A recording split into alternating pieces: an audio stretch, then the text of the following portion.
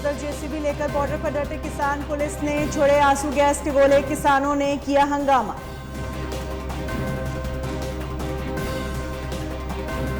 नहीं रहे supreme court के दिग्गज वकील फली एस नरीमन, पीएम मोदी ने जताया शोक, पद्म विभूषण से थे सम्मानित। भूख हड़ताल पर बैठे रहेंगे मनोज जरांगे, मराठा समुदाय की बुलाई बैठक, आरक्षण मुद्दे पर लेंगे बड़ा फैसला।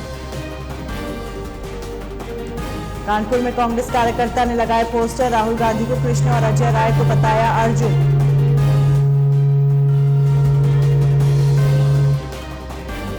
अखिलेश यादव को स्वामी प्रसाद ने दिया झटका, 5 एमएलसी पद से दिया इस्तीफा, 22 फरवरी को करेंगे ऐलान।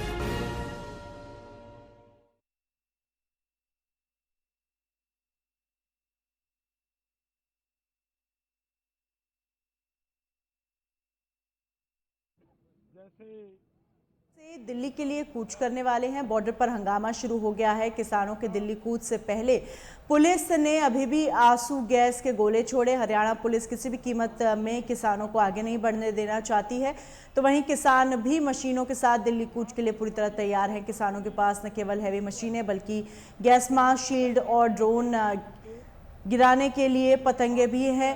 किसानों की तैयारी देखकर लग रहा है लंबे समय से ये प्लानिंग की जा रही थी। वहीं पंजाब हरियाणा के शंभू बॉर्डर पर टेंशन लगातार बढ़ती जा रही है।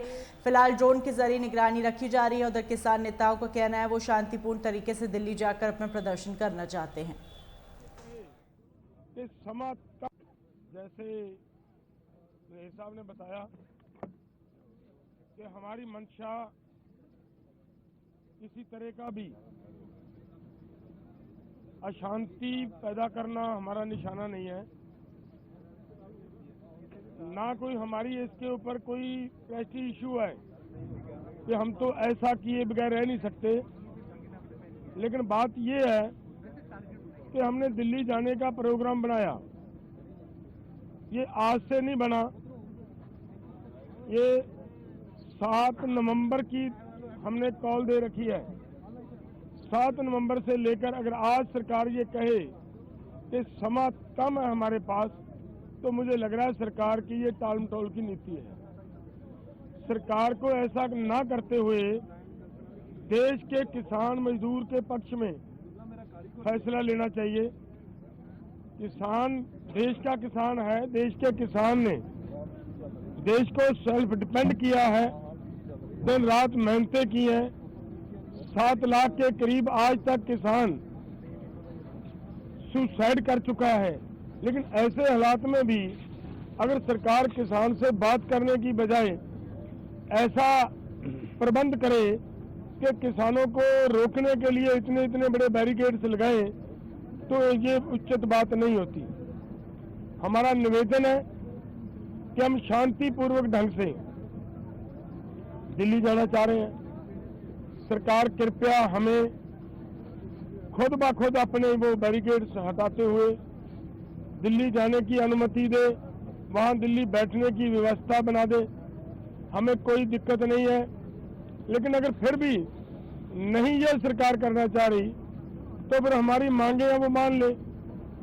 हमारे देश के प्रधानमंत्री जी हैं, हमारी सरकार जो वहाँ दिल्ली में बैठकर बड़े बड़े फैसले लेती है हमारे आम देश, पूरे देश के लोगों के लिए, वो आज अपने किसानों के लिए एक बयान नहीं दे सकते कि भाई किसानों का हम ये मामला उनके फसलों की खरीदी का गारंटी का कानून बनाने के लिए तैयार हैं, बनाते हैं, तो किसान भी शांत रहे। हम शांत हैं, किसानों को शांत कहने की किसी की जरूरत नहीं है। किसान पहले से ही पूरी तरह शांत है, सिर्फ उनकी एक हाथ आगे बढ़ेगा तो किसान अपने आप 2 हाथ आगे बढ़ाता है।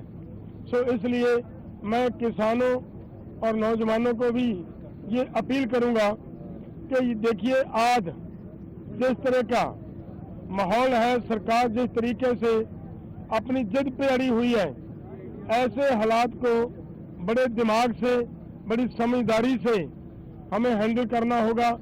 कहीं ऐसा ना हो कि हम आपा खो बैठे। जैसे सुहेल साहब ने बताया कि हमारी मंशा किसी तरह का भी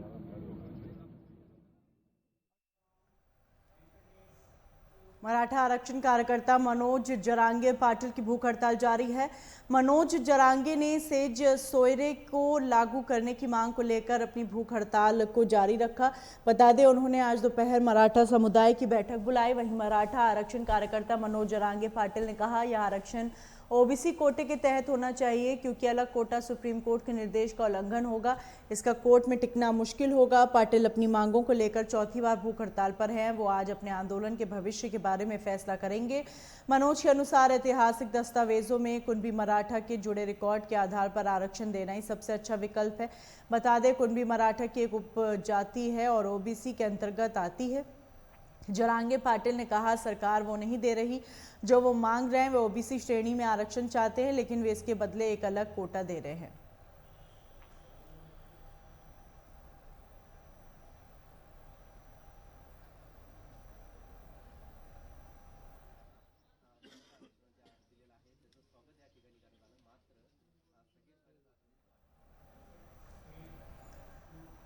केंद्रीय मंत्री भूपेंद्र यादव और भाजपा अध्यक्ष जेपी नड्डा ने एक चुनाव के समर्थन में पूर्व राष्ट्रपति रामनाथ कोविंद के नेतृत्व वाली हाई लेवल कमेटी को ज्ञापन सौंपा। इस मौके पर जेपी नड्डा ने कहा, देश में एक साथ चुनाव होना चाहिए। उन्होंने स्पष्ट रूप से कहा, जो विभिन्न स्तरों पर चुनाव होना है, उससे देश और प्रदेश में कहीं न कहीं आदर्श आचार संहिता लगा रहता है। ऐसे में प्रशासन और सुशासन पर बहुत बड़ा असर पड़ता है। इसके साथ ही लोगों के हितों में काम करने की गति में रुकावट आती है। से हम सब लोगों ने बड़े स्पष्ट शब्दों में कहा कि ये जो विभिन्न स्तरों पर चुनाव होते हैं, राष्ट्रीय स्तर पर लोकसभा का अलग, विधानसभा का अलग, बाद में पंचायतों का चुनाव और फिर बीडीसी का चुनाव और फिर कभी म्यूनिसिपैलिटी का चुनाव, ये जो अलग अलग समयों पर चुनाव होते हैं, इस कारण से मॉडल कोड ऑफ कंडक्ट देश में और प्रदेश में कहीं न कहीं लगा ही रहता है, MCC model code of conduct, और इसके कारण प्रशासन और गुड गवर्नेंस पर बहुत बड़ा असर पड़ता है। इसके साथ साथ जो लोगों के हितों में काम करने की जो गति होती है, उसको बहुत बड़ी रुकावट लगती है, ब्रेक लगती है। और एक बार नहीं लगती है, किसी भी प्रदेश में मिनिमम 3 बार लगती है। और इसके साथ साथ गुड गवर्नेंस को भी असर पड़ता है, लोगों के कार्यों को भी असर पड़ता है, आर्थिक दृष्टि से भी एक तरीके से ठहराव आ जाता है।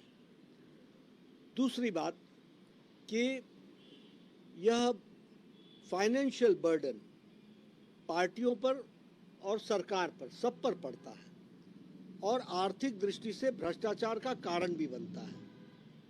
इसलिए इसके बारे में भी विचार करने की ज़रूरत है।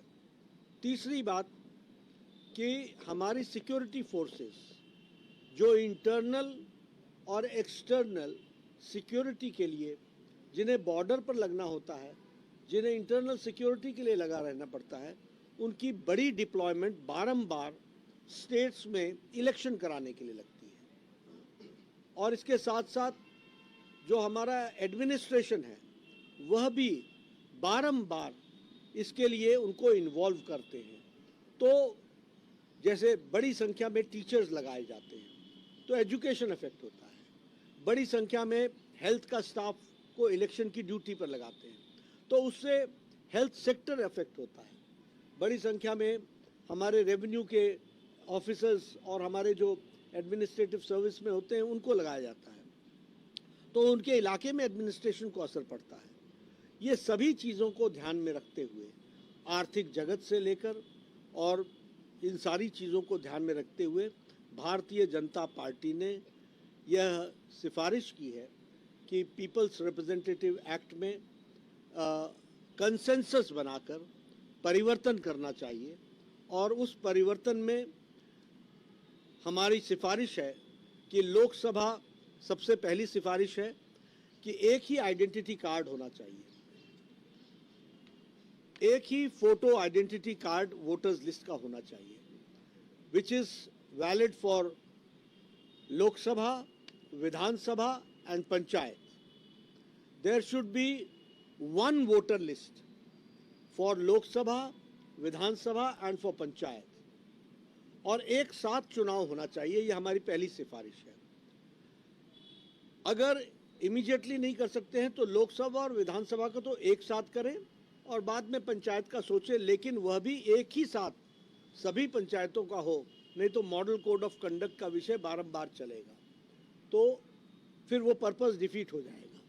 लेकिन इन दी लॉन्ग रन एक ही साथ ये तीनों चुनाव होने चाहिए, ये हमारे, और इसके लिए कंसेंसस बने, पीपल्स रिप्रेजेंटेटिव एक्ट में परिवर्तन हो, डिलिमिटेशन होकर के जो एक्टिविटीज़ को आगे बढ़ाना है वो किया जाए, ऐसी हम लोगों ने सिफारिश की है. हाई लेवल कमेटी ने हमारी बातों को बहुत गहराई से सुना है. हमें पूरा विश्वास है कि हाई लेवल कमेटी अपनी सिफारिश के साथ साथ एक कंसेंसस बनाने का. आगामी लोकसभा चुनाव को लेकर बने विपक्षी गठबंधन को सबसे बड़ा झटका लगा. उत्तर प्रदेश की समाजवादी पार्टी और कांग्रेस के बीच गठबंधन नहीं होगा.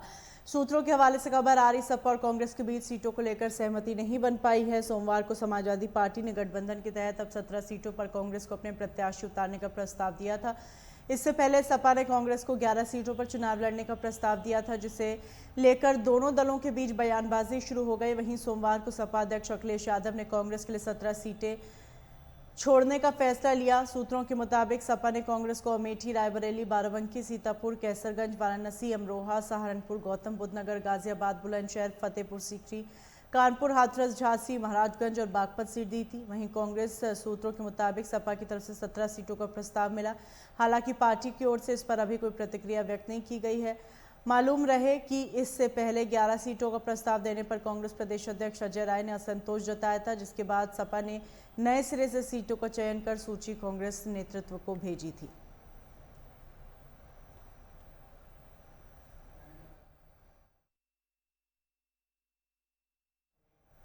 उत्तर प्रदेश में समाजवादी पार्टी और कांग्रेस का गठबंधन भी टूट गया, जिसके बाद इंडिया गठबंधन अब पूरी तरह बिखरता हुआ नजर आ रहा है. सपा कांग्रेस की बिगड़ी बात पर यूपी के डिप्टी सीएम केशव प्रसाद मौर्य की पहली प्रतिक्रिया सामने आई है. डिप्टी सीएम ने साफ कहा है कि उनका गठबंधन हो या ना हो, इसका कोई असर नहीं पड़ेगा.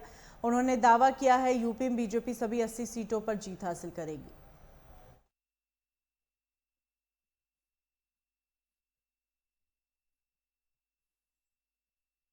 फर्क नहीं पड़ता है, वह चाहे मिलकर के, देखिए सपा और कांग्रेस में तकरार हो चाहे इकरार हो, इससे कोई फर्क नहीं पड़ता है. वह चाहे मिलकर के लड़े चाहे अलग अलग लड़े, लेकिन उत्तर प्रदेश की सभी 80 सीटें भारतीय जनता पार्टी गठबंधन जीतेगा. यहाँ कांग्रेस का इस बार खाता नहीं खुलेगा और सपा का जो पिछली बार खाता. अपने बयानों के कारण चर्चा में रहने वाले स्वामी प्रसाद मौर्य ने आखिरकार समाजवादी पार्टी की प्राथमिक सदस्यता से भी इस्तीफा दे दिया है. इससे पहले उन्होंने पार्टी महासचिव के पद से भी इस्तीफा दे दिया था. उन्होंने विधान परिषद की सदस्यता भी छोड़ दी. स्वामी प्रसाद मौर्य ने अपना इस्तीफा सपा प्रमुख अखिलेश यादव को भेज दिया है. सपा से इस्तीफे के बाद स्वामी प्रसाद मौर्य ने कहा, अखिलेश यादव जी से उनका वैचारिक मतभेद है. अखिलेश यादव समाजवादी विचारधारा से विपरीत जा रहे हैं. उन्होंने 13 तारीख को अखिलेश यादव के नाम इस्तीफे का पत्र भेजा था, लेकिन अखिलेश ने बात करना तक मुनासिब नहीं समझा, इसलिए अब वो कदम आगे बढ़ा रहे हैं.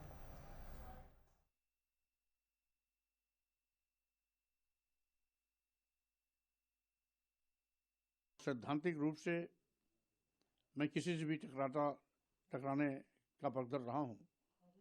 ये टकराहट पहले भी होती रही है. आज अलग होने का कारण भी वैचारिक मतभेद ही है. अखिलेश यादव जी से मेरा वैचारिक मतभेद हुआ है, समाजवादी पार्टी से मेरा वैचारिक मतभेद है, मनभेद नहीं है. क्योंकि समाजवादी पार्टी के नेता अखिलेश यादव जी को भी देखा मैंने. ये समाजवादी विचारधारा के विपरीत जा रहे हैं, जबकि नेताजी श्री मुलायम सिंह यादव के साथ भी मुझे काम करने का अनुभव था। वो खाँटी समाजवादी नेता थे, लेकिन नेताजी मुलायम सिंह यादव जी की विरासत संभालने वाले लोग नेताजी मुलायम सिंह यादव की विचारधारा को भी ठीक से अनुकरण नहीं कर पा रहे हैं। ये दुख की बात है। अब मैं इस देश के दलितों, आदिवासियों, पिछड़ों, गरीबों, मजलूमों, किसानों, अल्पसंख्यक समाज के लोगों के सम्मान स्वाभिमान की लड़ाई के साथ साथ सत्ता शासन में हिस्सेदारी की लड़ाई लड़ता रहूँगा। मानवर कांशीराम जी के बताए रास्ते पर चलते हुए सामाजिक परिवर्तन आंदोलन के कारवां को आगे बढ़ाने का मेरा प्रयास रहेगा। इसी क्रम में मैं 22 फरवरी 2024 को दिल्ली के तालकटोरा स्टेडियम में, जिसमें मुख्य अतिथि के रूप में एक कार्यक्रम में मुझे सम्मिलित होने का मौका मिल रहा है, वहाँ पर कार्यकर्ताओं से रायशुमारी करने के बाद मैं पार्टी बनाने का अपना फैसले का उद्घोष भी करूँगा। अब जब रणभेरी बच चुकी है तो स्वाभाविक रूप से समाज के अंतिम पायदान पर खड़े अंतिम व्यक्ति की चाहत के अनुरूप उसके सम्मान स्वाभिमान हिस्सेदारी की लड़ाई अब लगातार आगे जारी रहेगी।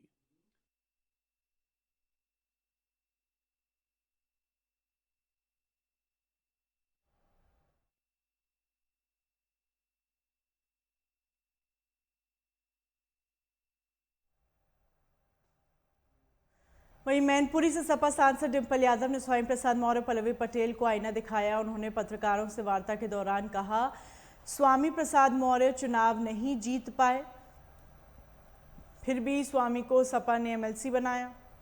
वहीं अपना दल कमेरावादी की नेता पल्लवी पटेल पर उन्होंने कहा, पल्लवी सपा से चुनाव जीती थी, वे चाहती थी कि कृष्णा पटेल भी सदन पहुंचे। उन्होंने कहा कि सपा पीडीए का पूरा सम्मान करती है, गठबंधन पर जो बात होगी जल्द सामने आएगी। पटेल जी मेरी बहन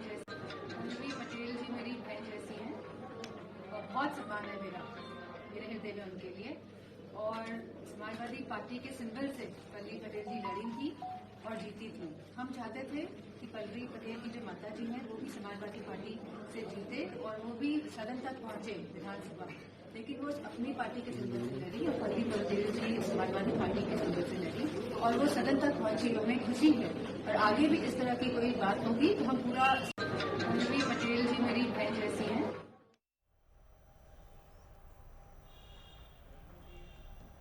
केंद्रीय मंत्री और सांसद स्मृति ईरानी की जन संवाद यात्रा अमेठी में लगातार जारी है। 4 दिवसीय दौरे पर आई सांसद स्मृति ईरानी शाहपुर गांव से जन संवाद यात्रा की शुरुआत की और जन संवाद यात्रा कार्यक्रम में शामिल होकर लोगों की समस्याएं सुनी और मौके पर मौजूदा अधिकारियों को उसका निस्तारण करने के निर्देश दिए। वहीं कांग्रेस सांसद राहुल गांधी के बयान पर स्मृति ईरानी ने कहा कि किस भ्रम की स्थिति में राहुल गांधी घूम रहे हैं वे नहीं जानती, लेकिन उन्हें कोई अधिकार नहीं है काशी वासियों और यूपी के नौजवानों का अपमान करे। देखिए, मैं पुनः कहती हूँ, किस भ्रम की स्थिति में कांग्रेस के नेता राहुल गांधी घूम रहे हैं ये मैं नहीं जानती, लेकिन इतना ज़रूर जानती हूँ कि राहुल गांधी को कोई अधिकार नहीं कि काशी का अपमान करें, काशी वासियों का अपमान करें, उत्तर प्रदेश के नौजवानों का अपमान करें। उत्तर प्रदेश की युवा पीढ़ी मेहनतकश है। उत्तर प्रदेश की युवा पीढ़ी का कौशल पूरा देश, पूरा विश्व मानता है और प्रदेश का काशी का इस प्रकार से अपमान जो उन्होंने किया है, उनको हम माफ़ी की अपेक्षा उनसे नहीं करते। माफ़ी वो मांगता है जिसमें संस्कार हो, जिसमें इस बात की शर्म हो, जो राहुल गांधी में नहीं है। दीदी, राहुल गांधी ने कहा है कि यूपी का युवा बनारस में सड़कों पर जगह जगह दारू पी करके नाच रहे हैं। राहुल गांधी के मन में उत्तर प्रदेश के लिए कितना विष भरा है वो उनकी इस अभद्र टिप्पणी से व्यतीत होता है। उत्तर प्रदेश के जितने भी वोटर्स हैं दक्षिण भारत में, वायनाड में अपनी कॉन्स्टिट्यूंसी में जाकर वहाँ पर राहुल गांधी ने उत्तर प्रदेश के नागरिकों के बारे में भी आपत्तिजनक टिप्पणी की थी। रामलला जब विद्यमान हो रहे थे अपने भव्य मंदिर में, तब भी प्रभु राम के प्राण प्रतिष्ठा के समारोह के निवेदन को, निमंत्रण को उन्होंने ठुकराया था। और आज काशी की पुण्य भूमि के बारे में और उत्तर प्रदेश की युवा पीढ़ी के बारे में जो अपशब्द राहुल गांधी ने कहे हैं, तो मैं तो कहूँगी कि कांग्रेस पार्टी का भविष्य अंधकार में है, लेकिन उत्तर प्रदेश का भविष्य बढ़ रहा है प्रगति की ओर। उत्तर प्रदेश में कल ही इन्वेस्टमेंट समिट हुआ। $1 ट्रिलियन की इकोनॉमी का जो प्रधानमंत्री जी ने उल्लेख किया, उस स्वप्न को, उस संकल्प को उत्तर प्रदेश का नौजवान ही साकार करेगा। मेरी ये हिदायत है सोनिया गांधी को कि अपने बेटे को अगर आप अच्छे संस्कार ना दे सके तो उनसे कहें कि इस प्रकार के हमारे जो पुण्य स्थल हैं उनके बारे में आपत्तिजनक टिप्पणियां करना बंद करें, वरना मुंह तोड़ जवाब प्रभु तो देंगे ही, जनता भी देगी।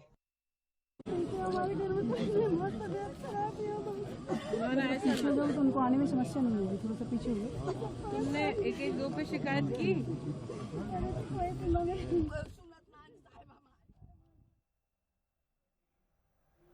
हाथरस में गंदगी और जलभराव की समस्या से परेशान 4 महिलाएं तहसील परिसर में पानी की टंकी पर चढ़ गई। इन महिलाओं का कहना है जब तक मोहल्ले से गंदगी और जलभराव दूर नहीं होगा वो पानी की टंकी से नहीं उतरेंगी। वहीं महिलाएं टंकी से कूदने की भी धमकी देने लगी। इसने वहां पूरे प्रशासन में खलबली मच गई। और सड़क बनाया है, मेरे प्लॉट में पानी काटे हैं, इन्हें देख के तो आओ, ठेकेदार भी इतने बढ़िया निकले हैं और पड़ोसन कह रहे हैं कि तुम जाके ईटा काट दे, हम देख लेंगे। जो कौन सी बात है तुम्हारी? टेंट लगा हुआ वहीं पे, हम पे पैसा है तो हम काई को करते, हम तो धर्मशाला करते कि ना करते। कौन सी जगह की है? बिजली घर की बात है, मंडी के बराबर मैडम के बगल में। कितने दिन से चल रहा पानी? पानी 22 दिन से चल रहा, जाना तो सड़क बनी कहाँ है? 2 महीने है, 3 महीने है गए। और इनते रुकैया कि तुम नाली में तो ईट निकाल दो, बताइए निकालता है? वहाँ पे आप निकालेंगे ना, विमल भाई साहब तो बुला जान दिया। नाम क्या आपका? गौरी नाम है मेरा। लल्ली की शादी करवे बैठ गई, बताओ मैं घर में देखूं, मेरा बच्चा ना है, मेरा लाला छोटो है, बताओ तो सही क्या करो जाए बेचारे को।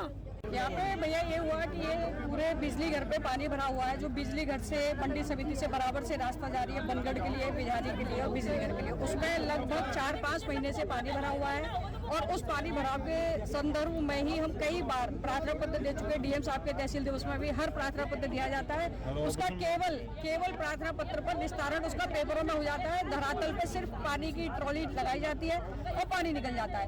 आज उसी से संबंधित सारी महिलाएं, सारे लोग इकट्ठे हो गए हैं और उसमें से 2 महिलाएं ऊपर पानी की टंकी पे चढ़ गई, 2-3 महिलाएं। उसमें एसडीएम साहब ने कहा कि इन महिलाओं को, 2 पुलिस वाले वहाँ पे जा रहे थे, मैंने कहा आप जाइए, आप उनसे हाथ मत लगाना, बदतमीजी मत करना महिलाओं से, आप उतार लाइए, कोई दिक्कत नहीं है। इतने एसडीएम साहब कहते हैं कि तुमने इनको उकसाया, मैं तुम्हारे ऊपर मर्डर का केस लगाऊंगा। हमने कहा सर लगा दीजिए मर्डर का केस, अगर ऐसी बात है कि अगर अच्छे काम के लिए मर्डर का केस लगे तो कोई प्रॉब्लम नहीं है। और कह रहे पुलिस को बुलाइए, इनके खिलाफ कार्रवाई करिए, इनके खिलाफ मर्डर का केस लगाइए। ये एसडीएम महोदय ने खुद कहा हमसे।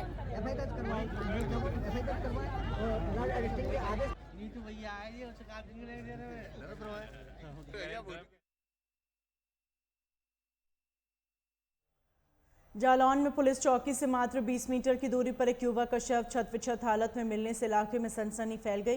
वहीं शव मिलने की सूचना मिलते ही पुलिस के साथ स्थानीय ग्रामीणों की भीड़ भी जमा हो गई, जिसकी पहचान करने के बाद परिजनों को सूचना दी गई। परिजनों ने बताया 2 दिन पहले बारात के लिए घर से निकला था, लेकिन वापस घर नहीं पहुंचा, जिसके बाद से उन्होंने थाने में तहरीर भी दी। फिलहाल पुलिस ने शव को पोस्टमार्टम के लिए भेज दिया और फॉरेंसिक टीम को बुलाकर मामले की जाँच शुरू की। उरई के रहने वाले, मृतक हमारा मामा का लड़का था, मलतुआ के रहने वाले, उरई प्रेजेंट टाइम में रहता था। यहाँ आके उसकी सुबह बॉडी की जब चौकी इंचार्ज से फ़ोन आया मेरे पास कि यहाँ पे एक बॉडी मिली है। चौकी इंचार्ज के पास आया, उसका रात भर से मोबाइल चालू था लेकिन घंटी जा रही थी, उठा कोई नहीं रहा। सुबह रात को 3 बजे स्विच ऑफ हुआ, सुबह खुला 8 बजे। अब यहाँ पे जो लोग थे पुलिस वाले कि नहीं थे मुझे पता नहीं है, ठीक है। उसके बाद यहाँ आके देखा तो बॉडी जब खोली गई तो उसके कपड़े अलग साइड में रखे हुए थे गरीब ने। उसका आधा पैर जैसे कटा हुआ था, किसी ने काटा हो, सर पे यहाँ पे एक जबड़े पे उसको पत्थर से मारा गया, उसका जबड़ा भी अलग था। चौकी से 20 कदम जस्ट बगल में ही लगा हुआ है वो तो। चौकी से 20 चौकी इंचार्ज साहब कहते हैं कि हमें पता ही नहीं है, खेत वाले उनको बताने आए कि हाँ कोई बॉडी पड़ी है। चौकी के सामने 10 कदम दूर पे गेस्ट हाउस था। गेस्ट हाउस में आया था। आपको क्या लगता है, मतलब क्या किया गया है घटनाक्रम में? किसी ने मार के यहाँ डाला गया है, किसी ने मर्डर किया है उसका है।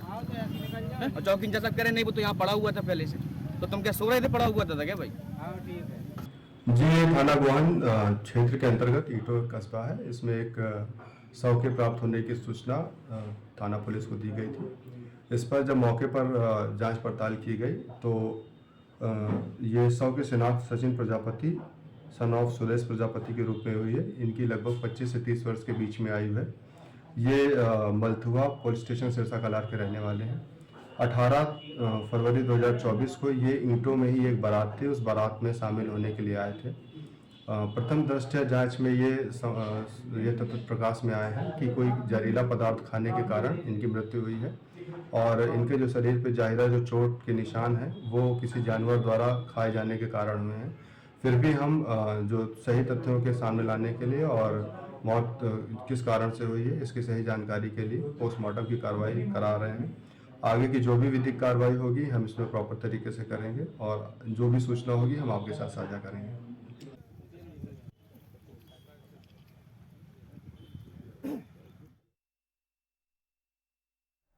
उत्तर प्रदेश पुलिस में सिपाही भर्ती परीक्षा में पेपर लीक को लेकर पीलीभीत में अभ्यर्थियों ने जमकर हंगामा किया। उनका आरोप है पुलिस भर्ती परीक्षा में धांधली हुई है और पेपर लीक हुआ है। अभ्यर्थियों ने डीएम को ज्ञापन देकर परीक्षा को निरस्त कर दोबारा कराए जाने की मांग उठाई है। वो सब भीड़ परीक्षा हो गई, इसलिए हम लोग लेने आए कि हमारा परीक्षा दोबारा। सर हमारा 17 में पेपर था और सर पेपर 3 बजे से है, 9 बजे से पेपर घूम रहा है पूरे।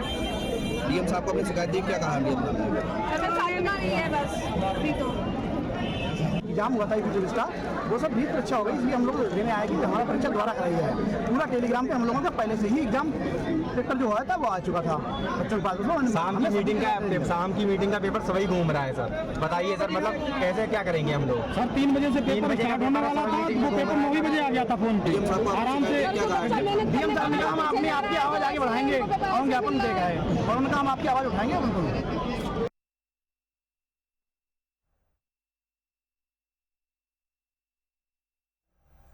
खबरों के साथ बुलेटिन में फिलहाल इतना ही, दीजिए इजाजत।